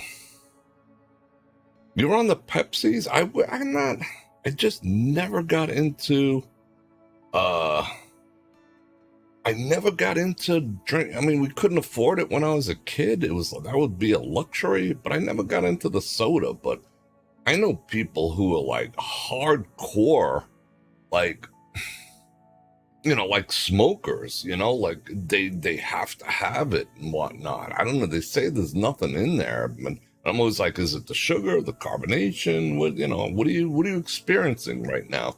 What withdrawal? I can't really put my finger on it, And I guess same thing with smoking or drinking or whatever. But yeah, that's a thing. Have I ever been to the motherland? Yes, I have. And I went and saw the house, my name on it. With supply and demand plus low inventory and interest rate going nuts. What are my thoughts on that? I think we're all screwed.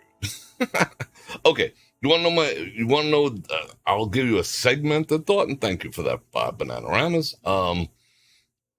I think between supply and demand, low inventory, and the interest rate hikes, which are not going to slow down anytime soon, it's basically causing an entire generation to give up on life. There's an entire generation, mostly millennials and moving forward. What is it, Gen Z, Gen X? I get all that confused because I don't really care. But let's just say millennial age people or moving forward, they've just resigned themselves to the fact that they'll never own a home because they're looking at the prices. Average house is, $500,000. You got to put $100,000 down, they just feel hopeless that they will never own property, and that's by design. All this interest rates, all that other stuff is not for people who already own our homes. It's to talk these generations who are coming into their own into the fact that you will own nothing and you will be happy. They want housing to be subscription based. They do not want people owning homes because generational wealth poses a danger to the powers that be. So this is all by design. Inflation is a lie. There is no such thing. Inflation is put in place to devalue your money. Interest rates are put in place to devalue your money and take away the possibility of home ownership, which causes generational wealth. You pay the house off, you give it to your kids, they don't have to bust their ass to pay the note, generational wealth. It's formed basically through real estate and the passing down of assets. So this is to get away from that. You will own nothing and be happy.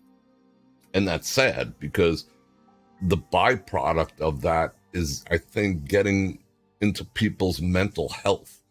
When you don't have a goal, when you don't think you can, at the bare minimum, own a home to call your own and put your head down on, that you'll always be dependent on writing a check to some stranger and enriching them, it's sort of hopeless. It's sort of a hopeless. I see a whole generation, the generation right before mine, just giving up hope. They're living for the day, and they're just like, fuck it. If I'm not going to own a house, I might as well spend $30 on an Uber Eats burger because screw it. I'm not going to own a house. So they're living for the day because their goals have been taken away from them of home ownership and business success and all those type of things. And it's pretty sad. It's pretty depressing. I mean, some of the most depressed people on earth are walking around right now because they lack goals. They lack the motivation to go out and do shit these days not because they're bad people. It's because it's been removed. The goalpost has been moved so far when, a rent now is for a 1-bedroom here in town in a decent area, 16 to 1800, electric bill 400. You want to buy a house? Average shithole square house here in Vegas is $450. Where you gonna get $90,000? Where's that coming from? I mean, they could do it if they wanted to, but they're at the place where they're just like, that's out of reach for me. Why save? Why do all that? I'll just live in the moment, and they're not willing to make sacrifice. So at the same time, they're also their own worst enemy. But yeah, just say no to communism. You make sense, Bror Fredrik. You're very smart. Thank you. Some of my intelligence, got learned the hard way. My experiences, some of them I learned the hard way. But I've learned a lot of stuff by watching other people's mistakes. If I was gonna advise you, is learn from other people's mistakes. That whole, I went to the college, the school of hard knocks. F that. Watch other people's hard knocks, Fruit does not fall far from the tree. Gravitate towards people who have fruit. Gravitate, like we live in a culture where we're supposed to despise people who supposedly have more or are doing better than ourselves. Exact opposite is true. They want that mentality. That way you don't get where they are. But if you see people truly successful, truly happy, truly peaceful, monetarily, spiritually, emotionally, that's who you want to hang out with. Not back here pointing fingers at those people. Gravitate and learn. Like, how do you do that? Why are you happy? Instead of, this person's always happy. Shut up. I just want to be miserable. Learn how they're doing it and imitate that and learn from people's mistakes. When ask how you see someone in the street as you're helping them, ask them, what? How'd you get here, bro? How'd you get here, sis? How'd you get here, auntie? Learn from them too. And they'll tell you a story and they'll be like, it all started when I did this and I just never recovered from that, Learn from other people's mistakes. A lot easier than learning them yourself. Trust me. What advice would you give a cocktail waitress? That's an interesting question. Yeah, definitely. Shout out, Janice. Thanks for doing this. Great questions. Member for 10 months. Thank you very much. And I appreciate the moderation, of course. What advice would I give a cocktail waitress? That is a good question. What advice would I give a cocktail waitress? Hold on a second. Because I know plenty of them.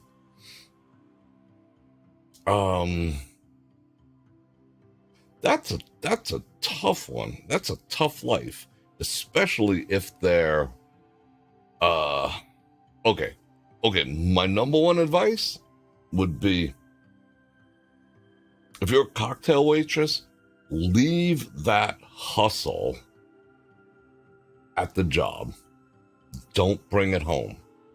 I've seen more relationships and I know some cocktail waitresses, especially in the high limit rooms, that are in the 6-figure range. 6 figures. Some of the guys who hang out with me, Captain Dave and whatever, some of them girls that I know they're in the 6-figure range. Okay. Don't take it home. I've seen a lot of bad relationships in cocktail waitresses. Because guys, it's a hard thing for a guy to resign himself and just be like, I know she's got to touch his arm because he'll tip more. I know she's got to call him sweetheart and darling. I know she's got to hang on his every word because he tips well. But after a while, it's like it can wear on a dude, and I've seen a lot of relationships when they don't know how to turn the hustle off. So I would say cocktail waitresses, do your thing, don't go overboard, but leave it at work. Be the real you when you get home. Unwind on the way home and don't take that level of hustle, female hustle, home with you. Because the dude's is well, or the woman you happen to be with is well aware of what's taking place. Not that it's graphic or weird or there's any exchanges going on, but the taps, the hugs, the da, they're well aware of it's going on. Leave it there. Don't come with the stories. Oh, and this guy, and oh, I can't stand. He came in and hugged me, but he tipped me $100. Leave that over there. That's what I would say.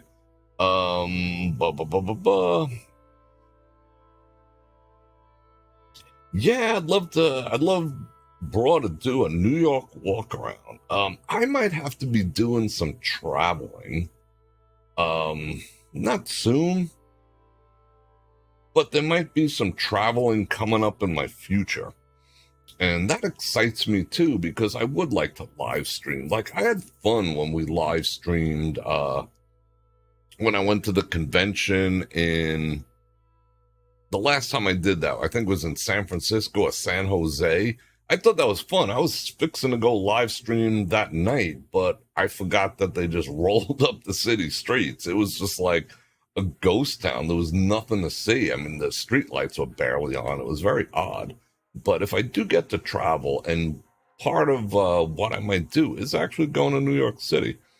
So yeah. Yeah, you learn by your experiences and your mistakes. Also learn by others. Oh, cocktail waitresses, invest. Yeah, that's a good one, Bert. That is a good one right there. That's the other advice I'd give to cocktail waitresses. Your looks are not going to last forever. So put your money into something, into another business. Well, specifically a home, because after working, for 20 years or whatever, when your looks start to fade and all these young little chickadees, 21 years old, when they're getting all the attention and you're sitting there, yes, you'll have seniority. Yes, you might be able to retire, but you'll be retiring from that even in a high limit situation at 45? What are you going to do now? So save money. Sure, go do something else, travel, whatever, but save money. It's not going to be around forever. Let's see. Yeah, that's good. Yeah, Fletch, yeah. There's some traveling coming up in your future. That is awesome. You got all the travel plans. You are welcome. Here's time. All right, keep those questions coming. I am going to refresh this a bit. What do we got? We got another seemingly 10 minutes or whatever. I think so. Hold on. For some reason, the chat... Is your chat still moving? My chat kind of just like choked. My chat choked. I'm thankful that even though I'm hearing the lightning in the background, it didn't really gank. Internet's still stable. My electric is still on. That's one of the things about living in Vegas. The slightest thing other than sun causes problems with our infrastructure. And it's always been that way. And you learn we don't have sewers. We don't have gutters. I mean, raining here and lightning here is like, it's an oddity. So, this town really isn't prepared for it. So I'm extremely thankful we didn't lose any power today. I was actually nervous about that. The chat a bit goofy. Is it? I got to read it. I got to see it. Have I ever rode in a helicopter? Yes. Twice, which, not a huge fan. Was not a huge fan. Nikon, they used to sponsor me and whatnot. They put me up in a helicopter. They offered the second year, and I was like, nah, I'm good. The first year, they put the harness and strap me in so I could hang over the side. And it's weird. Helicopters do not fall out of the sky gracefully, so I never was really 100% down with the whole helicopter thing, but yeah, it just didn't. But twice I was. Once was in New York, which is kind of cool. From one building to another in Manhattan. I was working a job where they actually flew me on a helicopter with my gear from the top of one building across down to the top of another building. It was the cool factor was definitely there. I will never forget that for the rest of my life, because how many people have ever done that, top of one building to the other like a movie? But it was kind of, I'm not a heights person. And when you're flying over the valley of this, it's just like, whoa. And it's loud. Helicopters are loud AF, at least the ones I've been in. And the other was here right over the strip, flying around and whatever. So that was kind of fun. Still thundering by you? What made you end up in Vegas? I knew Vegas because of my father. My father has been around Reno, Tahoe, and Vegas his entire life. I mean, when him and Mom Dukes went their own separate ways, he went west, and he ended up being a chef for Steve Wynn for a while, and like a private chef, and then he opened his own restaurant, and then he had various restaurants, Golden Nugget, up in Lake Tahoe, he had his own restaurant, he was a private chef, all this other type of stuff. So he's always been around it, and I was always around it. I mean, I didn't even meet the guy till I was like, half a man already. So, that's just where I went. When it came time to spend summers with my dad, if I can call him that, with this dude who fathered me,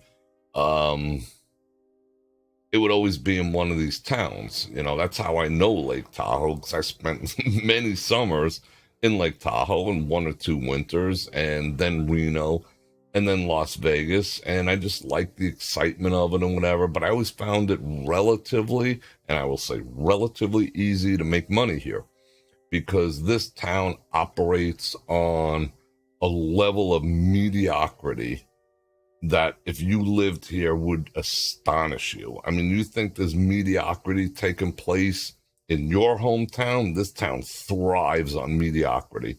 Everyone just does enough to get by. Doesn't matter whether it's your tire place, whether it's whatever it happens to be, whatever industry, the real estate people, the lawyer, like everyone just does what it takes to say, did my job? Like no above and beyond, no over delivering, no under promising, over delivering. None of that takes place here in Vegas. It's just like, do just enough to get by. That way people can't point their finger at you. And when I saw that, and it's still like that to this day, when I saw that, I was like, I'll thrive here, because I under promise and over deliver in every business I've ever gotten involved with. And ultimately people like that. So I've always found it relatively easy to prosper in this town. I came back, and I've always been good at picking the highs and the lows. I've always known when this town was at its peak and about to crash, and I've always known when it's at the bottom. That's why I've moved off and on here so many times. I've always known when it's on the bottom and about to come up. And unlike some businesses who buy the top, they build a restaurant when it's at its peak, make a little money before the town crashes, which that's dumb. I've always come when the economy was like still kind of shitty and enjoyed the ramp up. Unfortunately, I enjoyed 2 years before the pandemic hit. I was surfing that freaking wave up to the top when, the pandemic hit and they shut down the town, yada, yada, yada. I got kind of trapped here, although I enjoy it. Not gonna say no. Have I ever skydived? No. That's something I would like to do one of these days. Skydiving actually does sound fun, but I don't like, we got 5 more minutes. I don't like, I don't like that when you first start, you gotta strap yourself to another dude, you know? I mean, I'm comfortable with dudes. I hug my bros. I mean, I even kiss some of my bros on the cheek, you know, like Italians. I grew up Italian, you know. I got raised by Italians, so I'm familiar with hugging and kissing a dude completely platonically out of respect, and that's something that I don't have an issue with. But having some dude who I don't know strapped to me in a spoon position is kind of like, you know, I mean, I'm just not down. And I don't know if I could like do that with a chick or not, but I've never encountered a female skydiving instructor, but I don't know if that's still the rules, but I think you still have to spoon, you know, your first 5 jumps or whatever. So I don't know. I would never bungee jump, but I would jump out of a perfectly good plane. But yeah, my chat went a little freaking weird there for a second too. Like for some reason it's showing like 95 people, and maybe there's only 95 people, but it just like it just glitched and disappeared. Shovelhead, yeah, you know what I'm saying, Shovelhead. Yeah, I'm just like, yeah, you know, I'm right. Yeah, you know, I'm gregarious, affectionate, whatever, you know. But I have no problem with PDAs and whatever. But you know, I don't know this dude, and he's like freaking spooning me. Back off, bro. Or I gotta spoon him. That's even more awkward. What am I gonna do? Just the way, you know what I'm saying, right? And I don't gotta get all whatever. Me either trusting a parachute with, oh yeah, I feel you. Skydiving is hard. I'm sorry I spent like this. By the time we do the next AMA, I will have the giant screen on that wall. That way I can fake it. I can be like this. Yeah, but Bob from Oklahoma asks, instead of like being like this, I'll have it all figured out. Or I might put a monitor over there and twist the camera slightly. So I hope you had fun. You guys asked a lot of interesting questions. You got me to think, and I like that. I don't mind you guys causing me to think. So I'm going to give you a bowl hit for that. I liked it. I enjoyed it. 7 times. I'm trying to formulate my thoughts here. Hope you guys enjoyed it too. Keep a list of questions. If you post questions in the AMA comment section, I probably won't answer them because I'd prefer to read them here. Otherwise, that kind of, you know, like kind of defeats the live experience of doing them. I probably missed a few, but I'm going to do this again. I will definitely make this a regular part because it's got me thinking. You're getting to know me a little. You're getting to give your own opinion, and I might do joint ones. I might have someone on and you could ask 2 people their opinions, you know, besides me. But it's fun. You know, you guys put me on the spot and I like it. I think you guys went easy on me. You didn't ask me too many or, you know, basically very tame questions, which is cool. And I respect that. Thank you. They weren't tough to answer. It made me think, but they weren't, you know, I wouldn't say softball questions, but, you know, yes, good questions. You made me think, and I did appreciate that. But you guys went easy on me. You don't have to if it's, you know, I mean, as long as it's not out of freaking control. If I don't like a question, I might just be like, nah, you know, so feel free, have fun.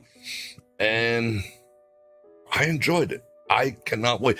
I would literally do this. No BS. I would if it wasn't 7:30 on the button right now, I would literally do this the rest of the night. If I had nothing to do right now, I would do it the rest of the night. I think this is a blast. You know, I feel like I always said, you know, you guys just came over and we're hanging out, you know. I just happen to be a little bit on the hot seat and I'm enjoying it. And I hope you guys did too. So I want to thank everyone. Good night, GGNYC. Good night, everyone. And I hope you enjoy the rest of your Friday night. And don't forget tomorrow, We will be going out on the strip. I'm not sure if it's going to be like, 5:30 to 7:30, 6 to 8, 8 to, I don't know quite yet. I would like to go out in the rain like freaking Fred Astaire and watch it come down. I think that'd be a trip because I still have yet to do a full-blown, live stream in the rain. I think it would be a blast. I want to be out in it. I mean, rain actually makes me, when you live in a town where it rains like 4 times a year, it's an event and it's happy. If you live in Seattle and you're used to it, and it's like, oh shit, it's raining again. Here, it's quite the opposite. When it rains, it's like, yeah, you want to go out and check it out, And I'd love to do that with you guys. So Saturday night, we'll be out on the strip. And yeah, I'm excited. I enjoyed that. And I'm going to invite you one last time to like, share, subscribe, and hit that bell button to get notified when I do this again, which is at least 5 times a week. And thank you very much to everyone who sent the super chat. Thank you very much for everyone who asked a question. And thanks everyone for holding on to your questions until next time. Maybe I'll just make this a once a week thing because I had fun too. And don't forget to do all the stuffs down there, all the Patreons, all the whatever. If you want to support me, if I brought some joy into your life, if I brought some knowledge into your life, feel free to support me. I appreciate it. It's what keeps me here. It's what keeps me going besides your companionship, affection, love, support, and all that other good stuff. Because I love you guys as much as I feel the love from you. And on that note, Bror Fredrik out. Oop. Right there. All right, ready? Let's do it again. I got to practice this. This I have to practice like if I was in the Olympics. Let's do that again. It requires coordination. You ready? Because it's a one-man show. And on that note, Bror Fredrik out. Check the mic and make sure it sound right, boys.